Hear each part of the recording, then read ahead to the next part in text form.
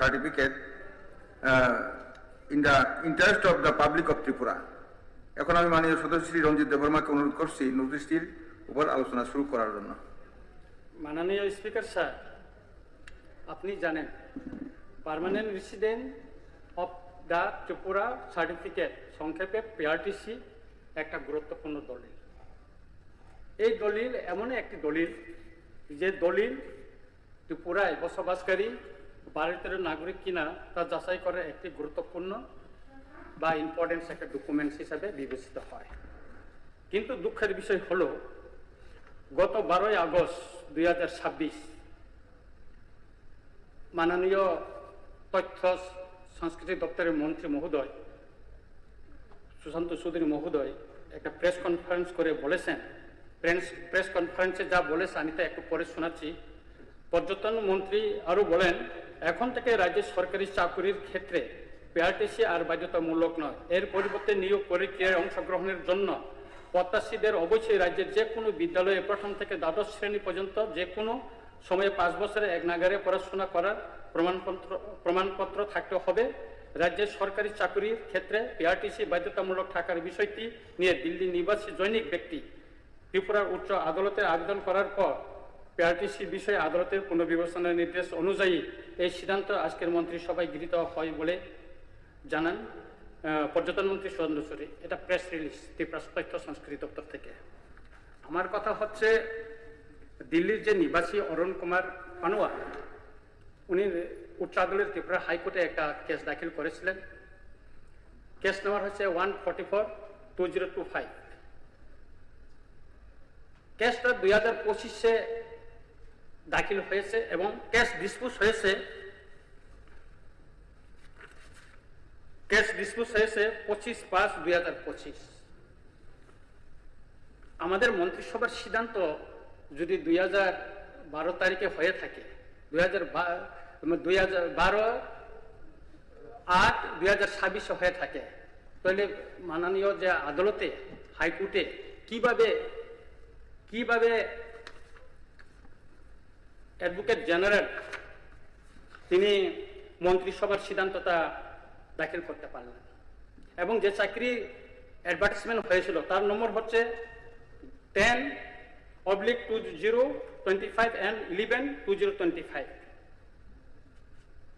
বিষয়টা আমাদের খুব বিবেচনার আছে, কারণ মন্ত্রিসভার সিদ্ধান্ত নিয়েছে আপনার 12ই আগস্ট 2026-এ, আর কেসটা ডিসপোজ হয়ে গেছে। এই কেসটা ডিসপোজ হয়ে গেছে একটু আগে বললাম আমি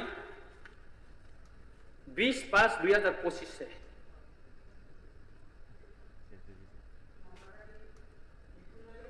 ডিসপোজ হয়ে গেছে।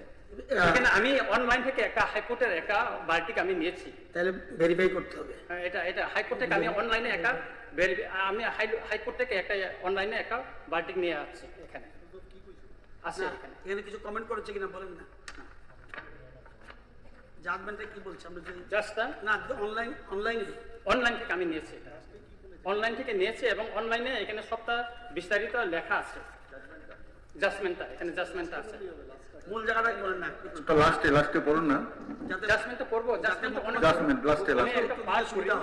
লাস্ট প্যারাটা কনক্লুশনটা। Learned Advocate General further submitted that in view of the cabinet decision petition, ক্যাবিনেটকে এটা বিবেচনা করার জন্য বলছে, এটা ক্যাবিনেটকে বিবেচনা করার জন্য, এটা আমি বলছি, এটার জন্য আমি বলছি যে এটা চাকরির জন্য আবেদন মানে কোর্ট যদি বলে থাকে তাহলে এটা কিভাবে হইল যে 12 তারিখে 2025-এ এটা কেসটা ডিসপোজ হয়ে গেছে 2/5/2025-এ। এই বিষয়টা মানে একটা হইল, মানে সন্দেহ হইল যে এটা কিভাবে হইল বিষয়টা। না ঠিক আছে, এটা বিবেচনা করার জন্য বলছে। এখন আমার ডিমান্ডটা হচ্ছে এই যে পিআরটিসি, এটা আমাদের রাজ্যের বেকারদের জন্য বা যুবক যুবতী যারা শিক্ষিত আছে, এটা যদি উন্মুক্ত করে দেওয়া হয় বা এটা বাধ্যতামূলক যদি না করা হয়, তাহলে আমাদের রাজ্যে যে এতজন বেকার যুবক যুবতী যারা আছে তাদের চাকরি পাওয়ার ক্ষেত্রে খুব কঠিন হবে।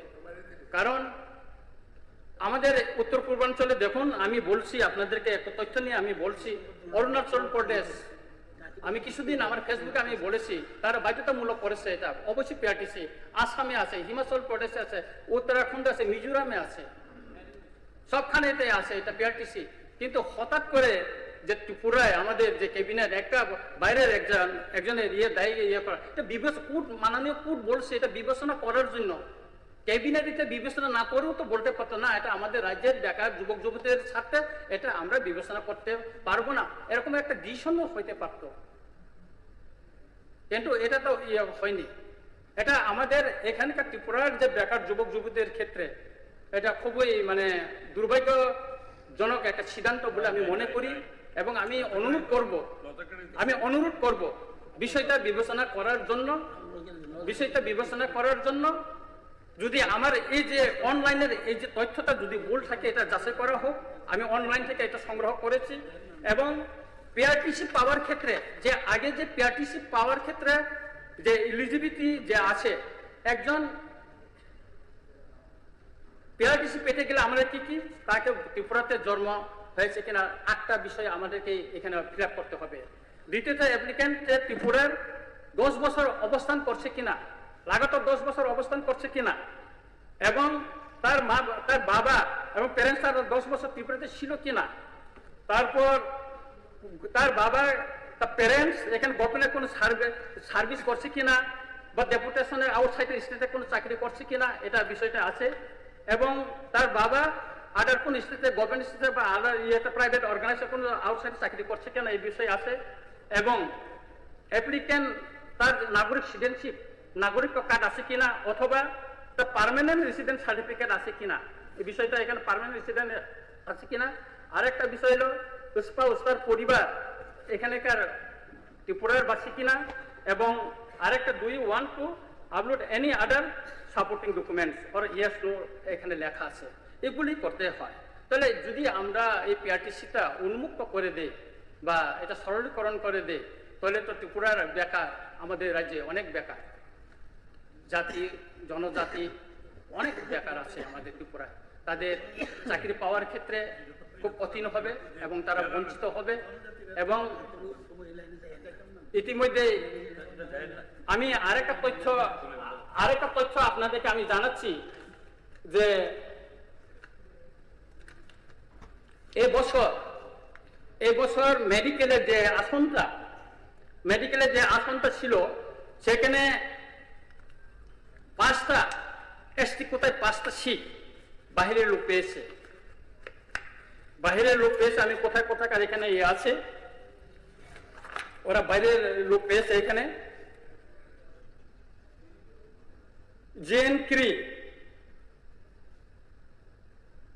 জেনক্রি বলে এসটি কোটাটা বাইরে তার আছে, উনি পেয়েছেন। আর একজন জুলিয়ান চাকমা, উনি মিজোরাম থেকে, এবং মিজোরামে সে সিলেক্টেড হয়েছে, তার নম্বরটা ওইখানে আছে। জুলিয়ান চাকমা এটা মিজোরামের একটা আছে, এই যে উনি যে সিলেকশনে তার নম্বর সবকিছু এখানে আছে। আর আরো আছে কৃপা জ্যোতি ঠেঙ্গার, উনি পেয়েছেন। ওইভাবে 4জন লোক মেডিকেলে এসটি কোটায় বাইরের লোক পেয়েছে। তো এইভাবে যদি আমাদের এসটিতে, আমরা তো এমনি সংখ্যালঘু হয়ে গেছি, তো আমাদের যে কোটাগুলি যদি এইভাবে চলে যায়, অন্যরা যদি ছিনে নিয়ে যায়, তাহলে আমাদের ছেলেরা কি পাবে? তাই আমি অনুরোধ করবো বিষয়টা বিবেচনা করার জন্য। আমি মাননীয় মুখ্যমন্ত্রী মহোদয়কে অনুরোধ করব বিষয়টা ক্যাবিনেটে আবার যেন বিবেচনা করা হোক। যদি বিবেচনা করা না হয়, তাহলে ত্রিপুরার বেকার যুবক যুবতীর স্বার্থে আমরা সুপ্রিম কোর্টে যেতে বাধ্য হব। ধন্যবাদ।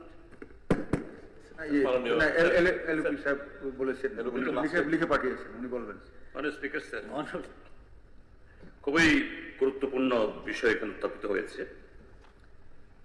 পিআরটিসি একটা সময়তে এগুলি এসেনশিয়াল ছিল না। আমাদের রাজ্যেও 50-এর দশকে 60-এর দশকে যখন এখানে পাঠালেই তো বা সেন্ট্রাল গভর্নমেন্টকে পাঠালেই তো সঙ্গে সঙ্গে তো পার্লামেন্ট বসবে না, অ্যামেন্ডমেন্ট আসবে না। সেখানে একটা ক্লজ আছে, under the article 73 of the constitution, ওই যে অর্ডিন্যান্স জারি করার মতো, central government they can take the executive issue the executive order যে না, ত্রিপুরা রাজ্যের জন্য এই PRTC that will be essential requirement. আমি অনুরোধ করব, খুবই ভ্যালিড প্রপোজাল, যে এইভাবে ব্ল্যাঙ্কেট, এই যে 5 বছর মানে 1 থেকে 5 পড়লে হবে, আমাদের স্কুলগুলার এগুলোকে ডিজিটাইজ নাকি? এগুলো ম্যানিপুলেট হওয়া একেবারে ইজি। কোন একটা স্কুল থেকে ক্লাস 5 পর্যন্ত পড়েছে, 1980 ইংরাজি বলে একটা সার্টিফিকেট নিয়ে নেবে, এবং ভুরি ভুরি এরকম ভাবে ওই যেভাবে এসছে মিজোরামের ছেলে, মিজো চাকমা, ত্রিপুরায় মিজো চাকমা অবশ্যই তার অবশ্যই পাবে, কিন্তু ত্রিপুরায় না থেকে সেখানকারও ফল ভোগ করলাম, এখানেও ফল ভোগ করলাম, এরকম ম্যানিপুলেশনের রাস্তা তৈরি করে দিয়ে, দিস ইজ নট জাস্টিফাইড। কাজে সেই ক্ষেত্রে state government please send the cabinet, please take a resolution, request the union government, union cabinet ঠিক to আছে, bring amendment in the parliament conclusion till date article 73 অনুসারে executive order যদি করে দেয়, then এটা বহাল থাকতে পারে। আমি এই রিকোয়েস্ট রাখবো আপনার মাধ্যমে, ঠিক আছে, গভর্নমেন্ট দেব। এটা বিবেচনা করুক। তেমন ছিল না, একেবারে group D, group C, group B, এ সমস্ত ক্ষেত্রেতেই বাইরের লোক আসতো। ইভেন আমি দেখেছি ছোটবেলায় উড়িষ্যার লোক এখানে ক্লাস করে চাকরি করতে এসছেন, পশ্চিমবাংলা আসামের তো আছেনি। আর উচ্চ ইয়েতে হলে মানে স্পেশালিটি হলে ডাক্তার এগুলো তো নাই, স্বাভাবিক বাইরে থেকে আসতে হতো। বহু উড়িয়া ডাক্তারও এখানে ছিল, কিন্তু ক্রমে যখন এখানেও এখানকার ছেলেমেয়েরা শিক্ষা দীক্ষার সুযোগ পেতে শুরু করলো, তৎকালীন সরকার তারা পিআরটিসি না, কিন্তু এরকম যে ডোমিসাইল, যে স্টেট গভর্নমেন্টের এই সমস্ত ক্যাটাগরি চাকরিগুলোতে স্টেটের পার্মানেন্ট রেসিডেন্ট হতে হবে, এবং তার জন্য কতগুলো ক্রাইটেরিয়া থাকতো। এটা শুধু ত্রিপুরাতে না, আপনি ন্যাশনাল ক্যাপিটাল দিল্লিতে যান, দিল্লি গভর্নমেন্ট চাকরি নেয়। দিল্লি তো আমাদের দেশের ক্যাপিটাল, সবচেয়ে উন্নত, সবচেয়ে ওইখানকার পার্মানেন্ট রেসিডেন্ট না হলে দিল্লি বিশ্ববিদ্যালয়ে লেখাপড়া করলেও, একেবারে ডিস্টিংশন নিয়ে পাস করলেও সেখানে সে এন্ট্রি পাওয়া যায় না। হ্যাঁ, কতগুলো ক্ষেত্রে তো হয়তো ওপেন থাকে, কিন্তু বিশেষ করে group B, group C, group D, আর নর্থ ইস্টে অন্য রাজ্যগুলো তো আছেই। এবং ভেরি রিসেন্টলি মাননীয় রঞ্জিতবাবু বলেছেন যে অরুণাচল প্রদেশ গভর্নমেন্ট বলেছেন শুধুমাত্র অরুণাচল প্রদেশে সেখানে পার্মানেন্ট থাকলে হবে না, অরুণাচলের কোনো না কোনো সেখানকার কমিউনিটির ভাষাও জানতে হবে, until and unless he or she having no acquaintance with the local languages. এটা কনস্টিটিউশনালি কতটুকু পারমিট করবে জানি না, কিন্তু but Arunachal government have taken the decision to protect the interest of their youth. এখন এই জায়গায় ত্রিপুরা হাইকোর্টে একটা কেস হয়েছে, উল্লেখ করেছিল, আমি বার্ডিকটা দেখিনি, যতদূর আমি জানি। ওই কেসের প্রেক্ষিতে দিল্লির একজন লিটিগান, সেখানে ত্রিপুরা হাইকোর্ট একটা বারবেল অবজারভেশন করেছে যে আন্ডার আর্টিকেলস 16 উইদিন ব্র্যাকেট 3 এইভাবে ত্রিপুরা গভর্নমেন্ট ইভেন রেস্ট্রিক্ট করতে পারে না, পিআরটিসি ইম্পোজ করতে পারে না। তো সেদিন বোধহয় মাননীয় মন্ত্রী, পর্যটন মন্ত্রীও এটা উল্লেখ করেছেন হাইকোর্টের ইয়েতে, এই কারণে আমাদের এই ডিসিশনটা নিতে হয়েছে। আমি যেটা বলতে চাই, রাইট, যে উনি কনসার্ন এক্সপ্রেস করেছেন, এমনিতেই আমাদের সব রাজ্যে, আমাদের রাজ্যেও যে MA পাস করে BA পাস করে পাহাড়ের ছেলেমেয়েরা আগরতলা শহরের সমস্ত এই যে শপিং মলগুলো দিকে দেখুন, রেস্টুরেন্টগুলো দেখুন, সুন্দর সুন্দর ছেলে মেয়ে চাকরি নিয়ে MA পাস করা BA পাস করা, শপিং মলে সেলস গার্ল সেলস বয় কদিন রাখবে, যেই মাত্র গ্ল্যামার যাবে ইউজ হবে থ্রু হয়ে যাবে চাকরি নিয়ে। PRTC উঠে গেলে সবাই পাবে না, এই গ্যারান্টি তো নেই, কিন্তু তারপরও আমি সেই জায়গায় বলবো, হ্যাঁ কোর্ট মাননীয় উচ্চ আদালত কনস্টিটিউশনাল ইয়ে থেকে হয়তো দিয়েছেন, আদালতকে তো মান্যতা দিতেই হবে। তো এই জায়গায় তাহলে what is the saving clause, কিভাবে রিকনসিডার করা? এই ক্ষেত্রেতে একমাত্র এখতিয়ার হলো কোনো একটা স্টেটে এরকম PRTC বা যে কোনো ভাবে যে আমরা করেছি স্টেটের জন্য, parliament only can enact the act. তাহলে স্টেট গভর্নমেন্টের তরফ থেকে সেন্ট্রাল গভর্নমেন্টকে রিকোয়েস্ট করতে হবে for the sake of the youth of the state, parliament যে এই PRTC এখন যেভাবে অর্থাৎ যেটা ছিল, যেটা হাইকোর্ট যেটা অবজেক্ট করেছে, এটা যাতে ওয়াশ করে।